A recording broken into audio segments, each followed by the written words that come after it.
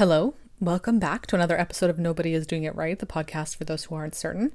My name is Kat. I am your host. I am a digital creator and self-awareness guide. I offer one-to-one sessions for anybody that's interested in working with me to explore these topics in more detail. I'm also hosting a journaling workshop on March 29th for anyone who wants to learn how to journal in the way that I do, which I consider more investigative journaling, really getting clear and understanding exactly what's going on in our minds and sifting through those thoughts and coming to the conclusions that we need to just make change, make some positive change that makes us feel a bit better. So if you're interested in that, all the info and links are going to be in the description of this episode. So for today's episode, we're going to talk about something that a lot of people seem very interested to hear about. These topics are the ones that do the best in my TikTok videos.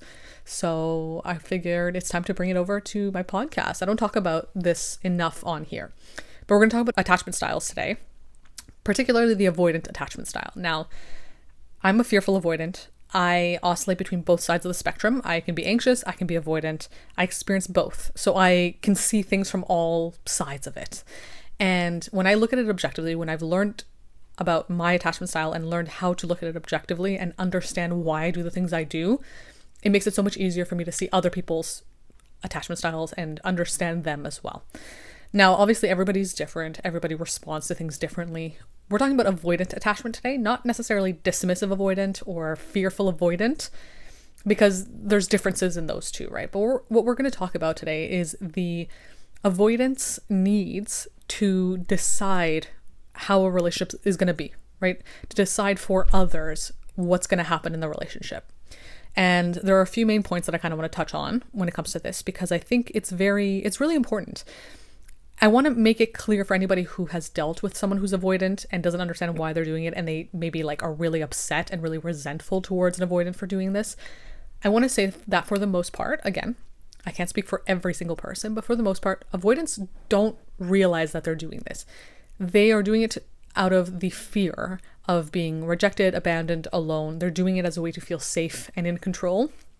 And it's not necessarily a malicious thing, right? Because I feel like sometimes people will conflate narcissism and avoidant attachment. They're not the same, right? You can be an avoidant attached person and also a narcissist, but they can be mutually exclusive as well. You can be an avoidantly attached person and not narcissistic, right? Or at least not be a full-blown narcissist. I think we all have narcissistic tendencies, of course. But yes, so those two are different. And I want to explain from the perspective of somebody who is not in that headspace and is just like a regular person who struggles with these fears and insecurities that were conditioned in me as a child, and offer some insight into anybody who is having a hard time understanding why their avoidant partner or their avoidant friend, because it comes up in friendships as well, might be acting this way. So the one thing that avoidants do that I want to say for any avoidants who are listening to, this is for you just as much as it is for anybody else to understand you, but you have to start deciding on whether or not somebody wants to be with you, right? And avoidants will often do this thing where they say, you're too good for me, I'm not good enough for you. They'll pull away, they'll say I can't give you what you're looking for. All that stuff, while some people might interpret that as, oh, the avoidant is just lying, they are just trying to get away with, not really wanting me, and they don't want to admit it. It's not that. Maybe for some people, again, but we're talking here about strictly when it happens to avoidantly attachment. This is part of your avoidant attachment, right? Not any other aspect to it. What this is them trying to predict or decide if things will work out as a way to feel in control, because losing control is very scary. And pulling away from people helps to maintain this level of control and safety. So if they feel like they're getting too close to somebody, things are getting too vulnerable, too intimate, all these fears of who they are and their awfulness and their wretchedness come up to the surface and feel like if this person gets any closer to me and they see my truth, they're going to hate me because I feel awful. I feel wretched. I don't feel good enough. Probably because they've been taught to think that way about themselves growing up. I don't feel worthy of connection, all that stuff. They're going to abandon me anyway. They're going to reject me anyway. So I might as well leave. I might as well save them the disappointment and just go. But ultimately, you can't read someone's mind. If you are the avoidant, you can't read another person's mind. And that is a fear-based response, right? It's just you deciding preemptively that I'm 100% going to get rejected and abandoned, so I might as well just leave now to avoid the pain of that and also to avoid disappointing that person. But if you are scared of disappointing people and you pull away to prevent them from feeling disappointed by you, you're doing them a disservice regardless, right? Because you have to allow them to decide if they want to be disappointed by you. And I know there's probably a lot of anxious people right now listening to this, or even secure people, right? Who are like, yeah, of course, you have to let us decide if we want to be with you or not. Don't just decide for us. Like, because ultimately that decision to pull away or to end things or whatever affects both people. The avoidant, though, is seeing it from the perspective of, I'm saving them the trouble. I'm trying to save them any pain and suffering that I think I will give them because of how awful I am, because of how not good enough I am, right? So they feel like it's a good thing that they're doing that. But ultimately, it's not, because it still hurts, right? It hurts in a different way. So this is just the perspective for the avoidant to realize, and for the anxious person to understand that it's not coming from necessarily a malicious place. It's coming from a place of feeling like they're doing the right thing. For the avoidant, it might feel like the better option to end things because you feel like you won't live up to this person's expectations. And you'll end up just hurting them ultimately. But again, pulling them away will just hurt them anyway. So you're not avoiding anything, actually. You're just hurting the person, and you're also then stopping yourself from experiencing the intimacy and connection that you actually want. Because avoidant people, especially fearful avoidant people, but even dismissive avoidant people, want connection and love. Of course we do, right? We're humans. We need that. They want it. They want the intimacy. They want to experience all of that, but they fear it at the same time. So they are kind of 1 foot in, 1 foot out. They want to experience it. They're fearful of it. When things trigger their fear, they pull away. They think that they're doing the right thing for all people, but they're not, because you're just holding yourself back from experiencing exactly what you want to experience. So you're hurting the other person by abandoning them because you fear they'll abandon you. But then ultimately what you're doing is abandoning yourself because you're not letting yourself experience the love and intimacy that you want, right? So it's like, it's a lose-lose, and it's a self-fulfilling prophecy. And yeah, that's why you'll find a fearful avoidant or an avoidant person in general say to you, if you are more anxious or even secure, I can't live up to the idea you have of me in your head. I can't live up to that. They're sometimes projecting what they think you think of them.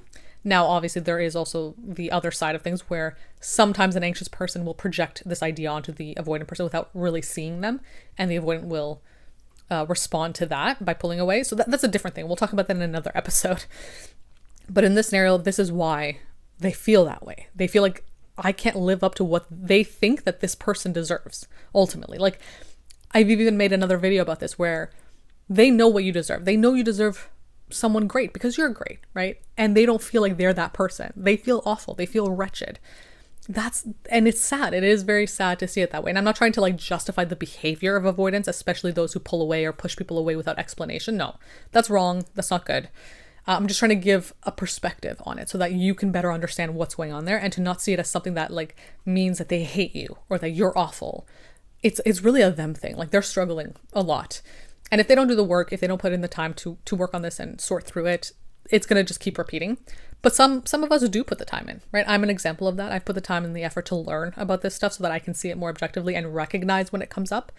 So not all of us are doing this mindlessly and just out and about trying to hurt people. No, there are some of us who are actually trying to fix it. And so I want to just say this to be, a voice of hopefulness for anybody who feels this way towards avoidant people. But ultimately, if you are the avoidant, then what you have to do is allow the vulnerability of letting things unfold and allowing yourself to be surprised about whether or not someone actually does want to be with you. They might ultimately want to experience the messiness and awfulness that you think you have, right? You have to let yourself be surprised by that. You're deciding preemptively whether or not this person wants to be with you, if they want to experience all the messiness that you think you have.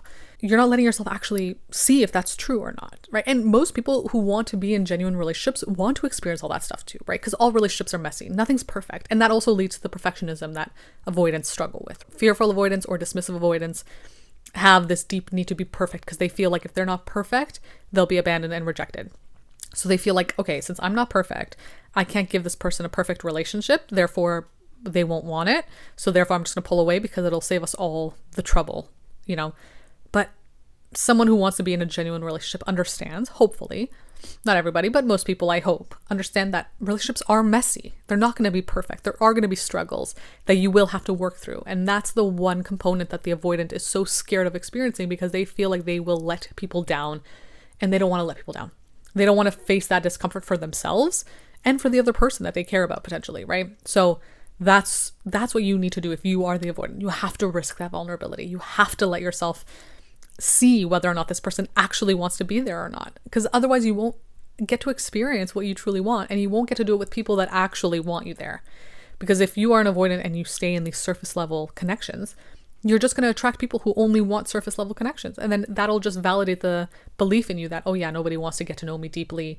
Nobody wants to see me. It's like, because you're not allowing the right people to see you, and you're only attracting people that don't want to see you, right? Again, a self-fulfilling prophecy. So I hope this was helpful. I hope this was insightful for anybody who is an avoidant, or anybody who has dealt with an avoidant or is dating an avoidant. I hope this offered some insight into why we act the way we act, and how not everybody's doing it maliciously. I don't want anyone to think that it's because of them, that I'm the problem, that's why the avoidant is treating me like this, I'm not good enough. It's like, no, most of the time it's because they don't think they're good enough, and it just comes off the opposite way. So I hope this helped. I hope this was beneficial. Again, if you want to talk about this in more detail, if you are the avoidant or you're dealing with an avoidant, we can work one-to-one together and discuss these things and gain more insight. And again, I have that journaling workshop where we can sit and journal about this stuff together and go through it, especially perfectionism, because that's the topic of the first journaling workshop that I'm doing. Perfectionism is a big thing for avoidance. So if you're interested in that, feel free to find all the information on my website. And I'll be back again soon with another episode.